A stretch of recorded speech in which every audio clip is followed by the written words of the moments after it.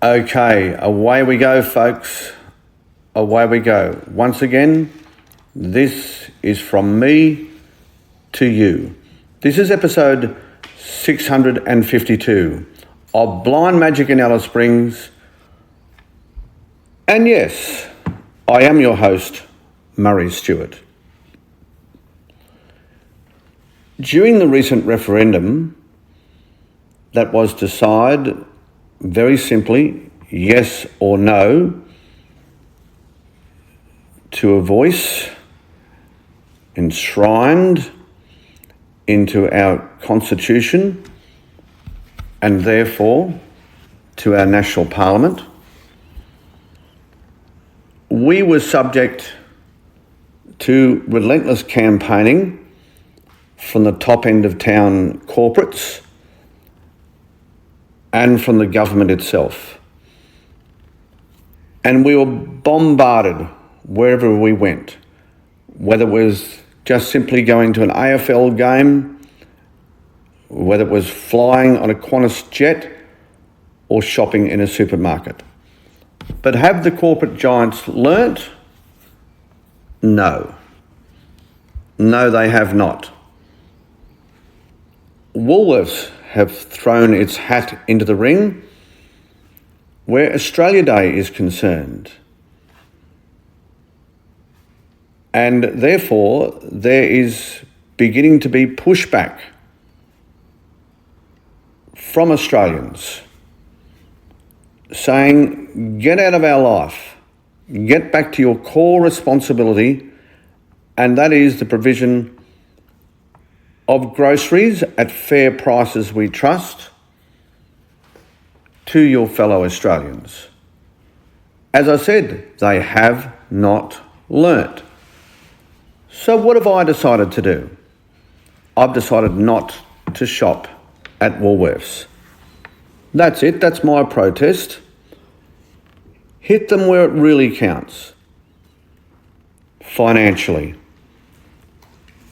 That's what we've got to do to fight against this cringeworthy behaviour from the top end of town, from corporate elites.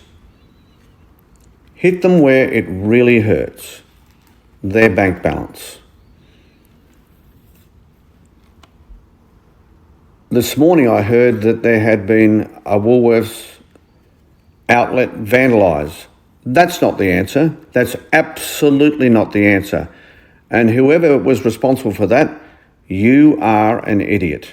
You're an idiot. And you'll do nothing to help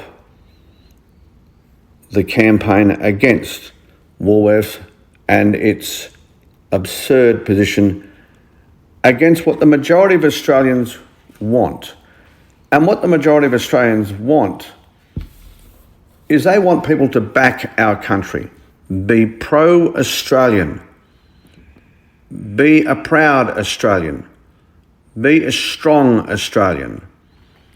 They don't want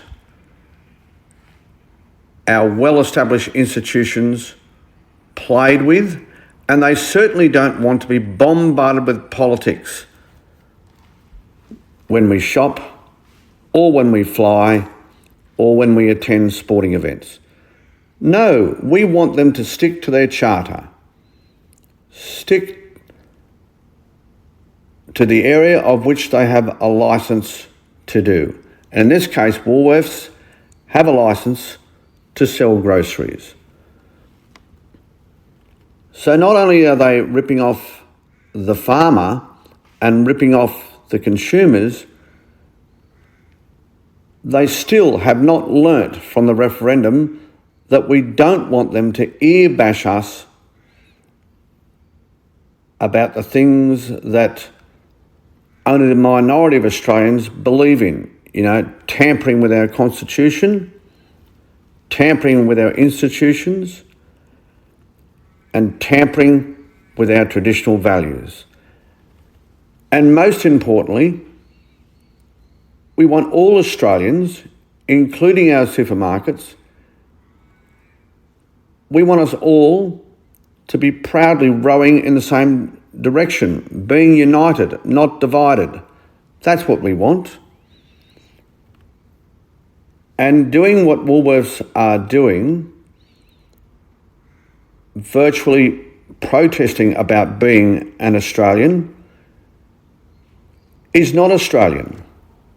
It's not being united. It's not bringing us together. No, it's not. So as I said, let's protest the correct way.